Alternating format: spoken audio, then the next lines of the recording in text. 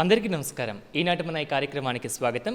స్వచ్ఛ భారత్ అవగాహన కార్యక్రమాల్లో భాగంగా మనమైతే ఈరోజు స్వచ్ఛ భారత్ స్వచ్ఛ సర్వేక్షణ్, అదేవిధంగా మన విజయవాడ నగరంలో జరుగుతున్న వివిధ అభివృద్ధి కార్యక్రమాలకు సంబంధించిన పూర్తి వివరాలు మనం తెలుసుకునేందుకు ఈరోజు మనం రావడం జరిగింది విజయవాడ మున్సిపల్ కమిషనర్ గారి ఆఫీస్కి. ఈరోజు మనతో ఉండడం జరుగుతుంది విజయవాడ నగర municipal commissioner Shri HM Dhyan Chandra IAS గారు. సార్తో మాట్లాడి పూర్తి వివరాలు మనం తెలుసుకుందాం. సార్ నమస్కారం. సార్ కార్యక్రమంలో ముందుగా స్వచ్ఛ సర్వేక్షణ అంటే ఏంటి, అదేవిధంగా స్వచ్ఛ భారత్కి సంబంధించిన పూర్తి వివరాలు సార్. మనకి స్వచ్ఛ సర్వేక్షణ అనేది 2016 నుంచి స్టార్ట్ చేయడం జరిగింది. అందరికీ తెలిసినట్టు గవర్నమెంట్ ఆఫ్ ఇండియా స్కీమ్స్లో మనకి ముఖ్యమైన స్కీమ్ వచ్చేసి స్వచ్ఛ భారత్ కాన్సెప్ట్ కింద క్యాంపెయిన్ చేయడం జరుగుతూ ఉంది. దీనికి సంబంధించి విజయవాడ నగరం ఇప్పటికే అప్రాక్సిమేట్లీ 3 years నుంచి టాప్ 10 ర్యాంక్స్లో వస్తున్నాము. లాస్ట్ ఇయర్ కూడా 6th ర్యాంక్ రావడం జరిగింది. 2024 సంబంధించిన ర్యాంక్ అనేది 2025లో ఒక టీం కూడా రాబోతుంది.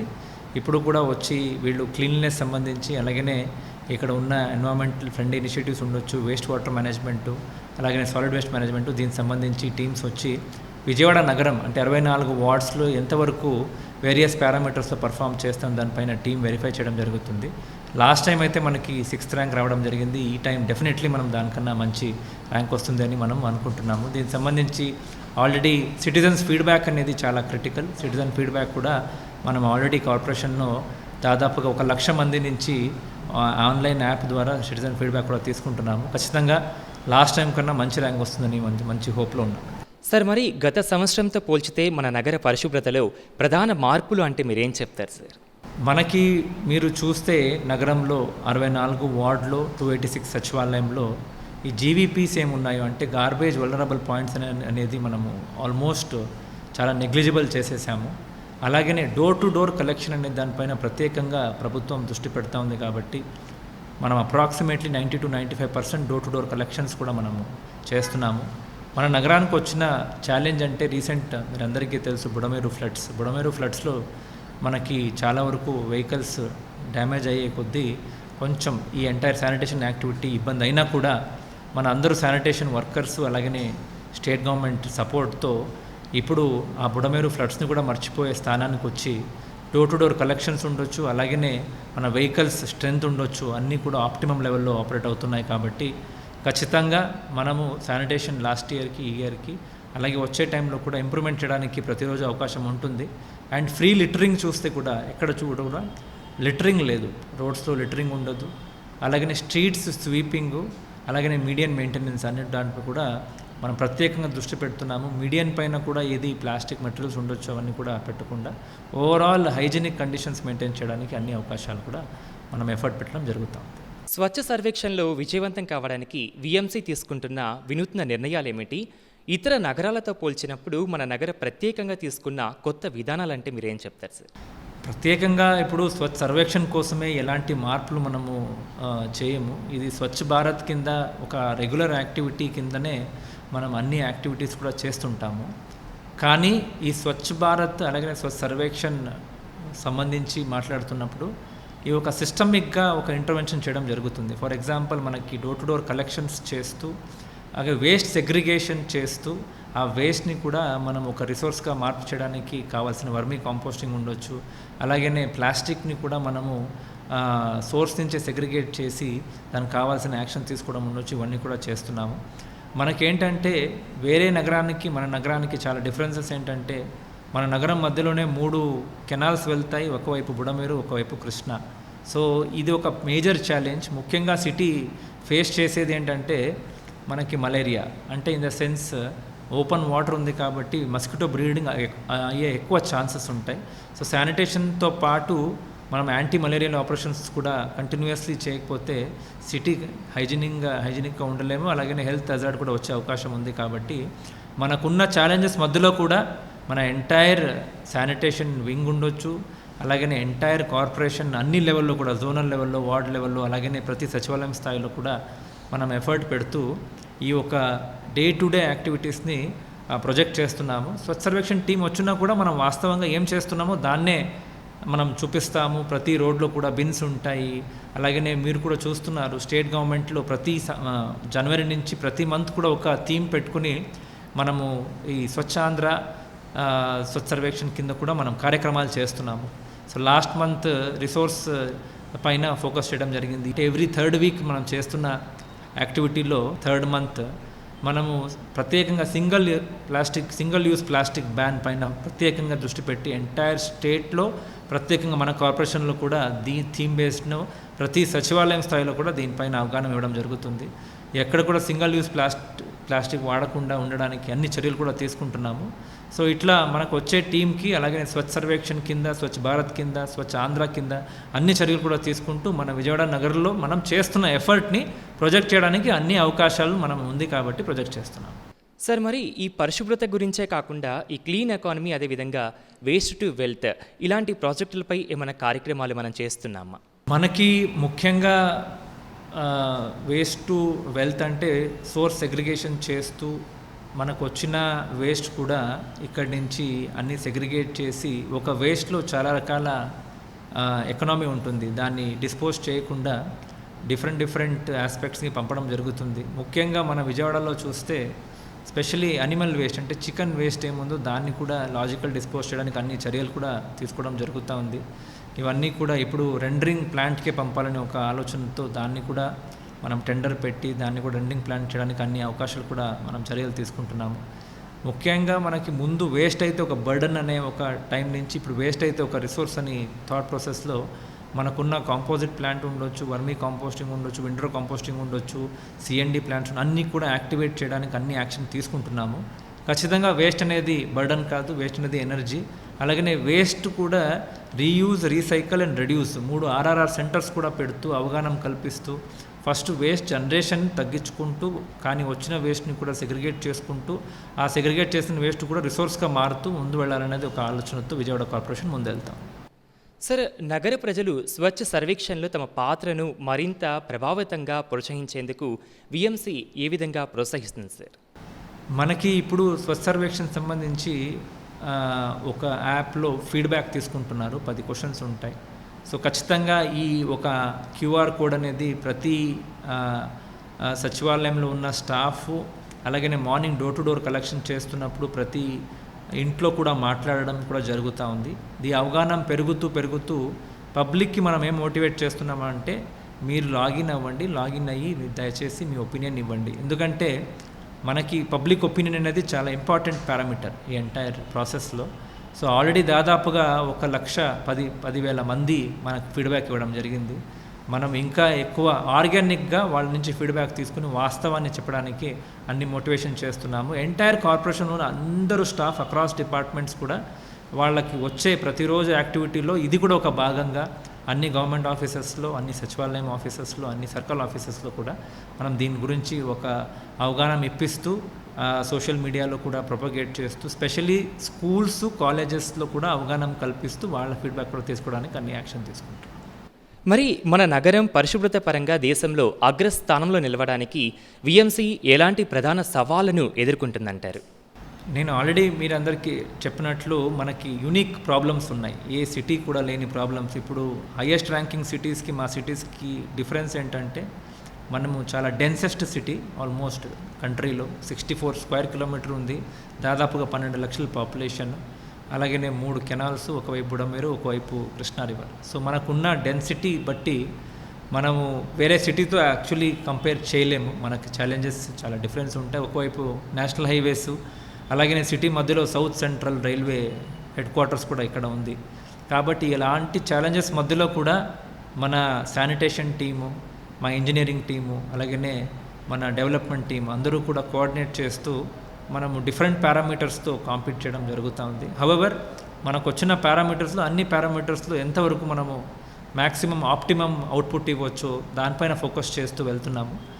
జియోగ్రఫికల్ ఛాలెంజెస్ అనేది ఎక్కడ పారామీటర్ లేదు, బట్ హవెవర్ ఆ యాంగిల్ ఆలోచన చేయకుండా ఉన్న పారామీటర్లో పోటీ పడడానికి అన్ని యాక్షన్, ఎఫర్ట్, ఇంటెన్షన్ కూడా ఖచ్చితంగా మీరు విఎంసీలో చూడొచ్చు అని చెప్తున్నాను. సార్, మరి మనకి రోడ్స్ అనేవి చాలా ఇంపార్టెంట్ కదా సార్, మరి రోడ్ల పరిశుభ్రతకి సంబంధించి మనం ఎటువంటి టెక్నాలజీని యూజ్ చేస్తున్నాం సార్? మనకి road sweeping machine Swachhandhra corporation నుంచి దాదాపుగా 8 మషిన్స్ లాస్ట్ మంతే రావడం జరిగింది. సో దాదాపుగా 20 మషిన్స్ 24/7 రోడ్ స్వీపింగ్కి ఇప్పుడు యాక్టివ్గా విఎంసీలో నడిపిస్తున్నాం.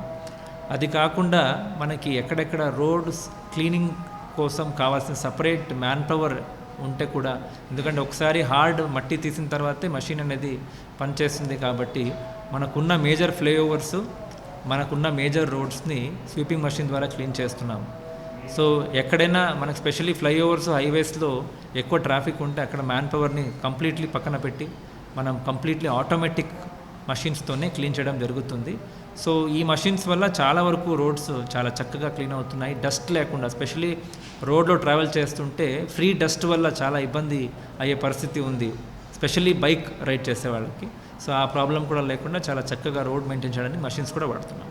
సార్, ఈ యొక్క స్వచ్ఛ భారత్ స్వచ్ఛ సర్వేక్షణలో భాగంగా పిల్లలను అదేవిధంగా యువతను ఈ యొక్క పరిశుభ్రత కార్యకలాపాలలో భాగస్వామ్యం చేయడానికి ప్రత్యేకంగా మనం ఎటువంటి కార్యక్రమాలు చేస్తున్నామంటారు? మనకి ఈ స్వచ్ఛత ఆర్ స్వచ్ఛత క్యాంపెయిన్ సంబంధించి చూస్తే ప్రతి ఒక్కరూ భాగవహించాల్సిన అవసరం ఉంది. ప్రత్యేకంగా పిల్లలు ఎందుకంటే చిన్నప్పటి నుంచే వీళ్ళకి ఈ స్వచ్ఛత అంటే ఏంటి, సెగ్రిగేషన్ అంటే ఏంటి, వేస్ట్ అంటే ఏంటి అనేది ఒక సెన్సిటివిటీ మనం ఇన్ఫ్యూజ్ చేయాల్సిన అవసరం ఉంది. సో దీనికి సంబంధించి గవర్నమెంట్ ఆఫ్ ఇండియా నుంచి వచ్చే క్యాంపెయిన్స్ని పాటిస్తూ గవర్నమెంట్ ఆఫ్ ఆంధ్రప్రదేశ్ కూడా ప్రతి నెల ఒక థీమ్ బేస్ చేసుకుని మనకి డైరెక్షన్ ఇవ్వడం జరిగింది. ఆల్రెడీ చెప్పినట్లు 2 months ఒక్కొక్క థీమ్తో చేశాము. ఈ మంత్ కూడా థీమ్ ఉంది, వచ్చే నెల కూడా థీమ్ ఉంది.